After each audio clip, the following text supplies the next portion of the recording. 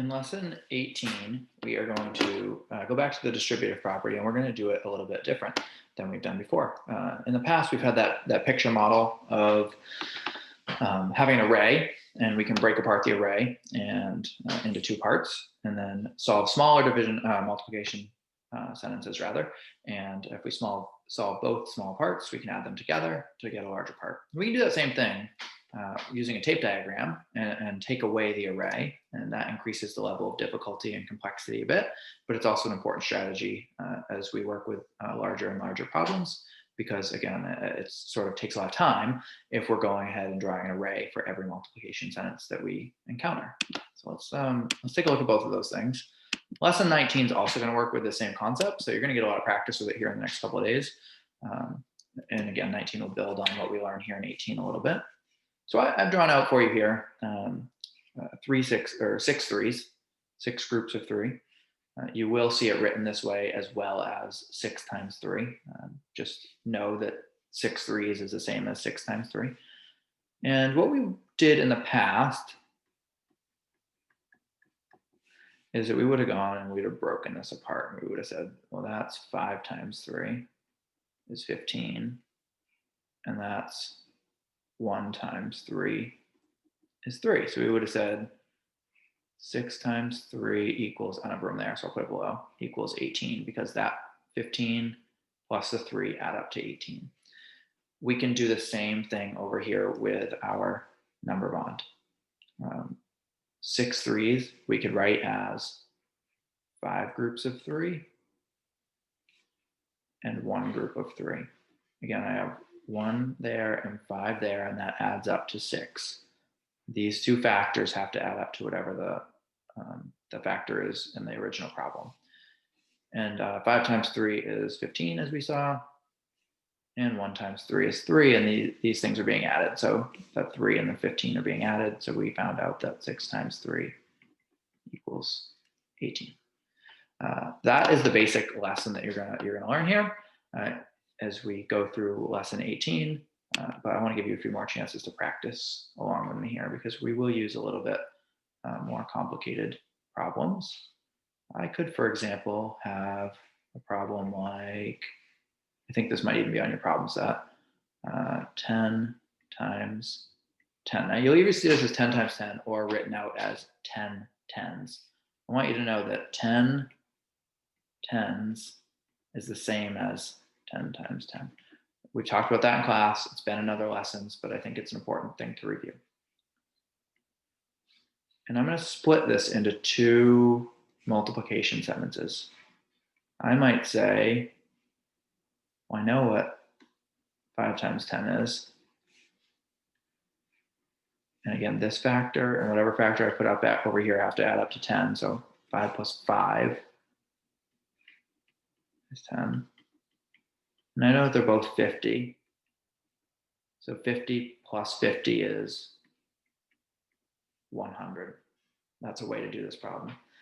We could do it with yet another one.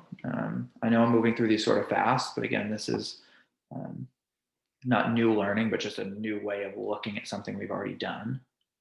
On this one, I'll draw both. I will show you the old way that we did it and the new way. I'm going to do the new way first, and I'll go back and do the old way. Let's say I have 9 4s. Again, 9 times 4.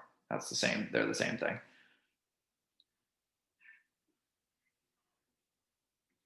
I would like to split that. We talked about a couple lessons ago using groups of, or 5 groups if we can, using 5 as one of our factors. So I'm going to say 5 groups of 4. 5 times 4 is 20. That's a factor we had a lot of practice with the other day. And again, this factor plus whatever my first factor is over here has to add up to 9. So 5 plus 4 is 9. So 4 times 4 equals 16. And then I could say that 20 plus 16 equals 20 plus 16, and that equals 36.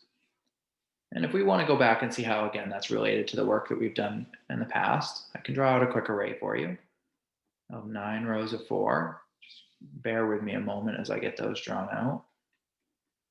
3, 4 rows, 5 rows, 6 rows, 7 rows, 8 rows, and finally a 9th row.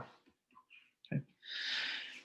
Once you have that, you can break it apart. I'll use a different color here. 1, 2, 3, 4, 5. I want to break it the same way I broke up my number bond over there into a 5 times 4, which again is the same as this, and a 4 times 4.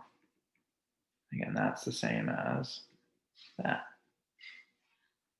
And altogether I had 9 times 4, which is the same as the thing in the big circle there.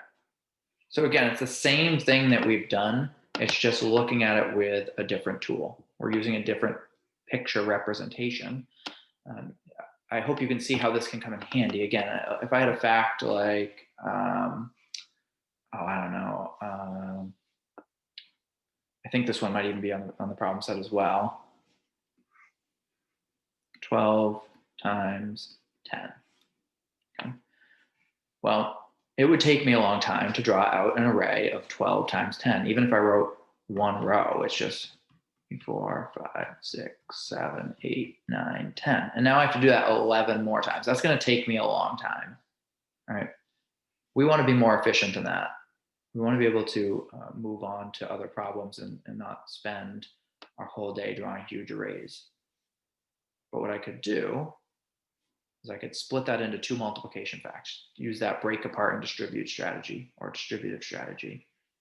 And maybe I know what 10 times 10 is. So I say this one's going to be 10 times 10 equals 100. We know that because we just solved it a moment ago. Remember that first factor and my first factor over here are going to add up to be 12. So since I already have 10, I need a 2. 10 plus 2 is 12. 2 times 10 equals 20. Well, now I just have to take and add my 100 and my 20. 100 plus 20 equals 120. So I can say that 12 times 10 equals 120. And again, that's much quicker than drawing an array. I bet I would still be drawing that array if I had started it, because it would have been 12 rows with 10 things in each, and that would have taken me a really long time. So this strategy, using a number bond rather than the array, is going to allow you to work more efficiently, and efficiency is always good in math. Anytime we can be efficient, it reduces the amount of time we have to take on stuff, but it also reduces the chances that we make mistakes, because we're working with less moving parts here. So this is another way to look at the distributive property, and it's a good way as we start to look at problems that have more and more complexity in them to use this strategy instead of the ones that we've learned before. The other ones were great in giving us an understanding of what we're doing. Now that we've developed that understanding, it's time for us to start to grow our thinking a little bit and move towards some more complicated problems using different tools to address them. I know we went through this kind of quick. Lesson 19 also goes over the same topic, so I will be back to talk about it some more. We'll go through some other problems, perhaps even some word problems with that, and gain some more practice using the break apart distribute property, or its real name is the distributive property, here, and we work on lesson 19. Thanks for watching, and as always, ask questions if you have them.